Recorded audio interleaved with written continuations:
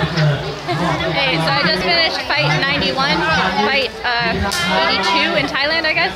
And this was kind of a last minute thing. I fought last night in Bangkok. And then we got home at about 3 a.m., got up at 5 a.m. to come meet the Omi Kunjim because they were driving out for one of these like go-see matchup things.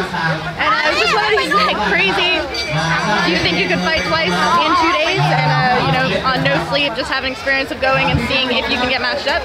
And at first I couldn't because the girls were all afraid of me, but then I did. And it happens that the guy who was in the corner of my opponent was a trainer of Gansak when Gansak was really little. So I got to show him what his Facebook page is so he could find him because he can't write English. So that was really cool. It was only a 3-round fight because sometimes when you come to these matchups, it's either 3 or 5 depending on the pay or you know how much side bet there is. So it's only 3 rounds, but I knocked her out in the 3rd anyway. So that's I think 4 or 5 knockouts in a row. So that's good. And my next one is on November 1st. So I got this sweet little present that I don't know what it is yet. I'll show you guys that.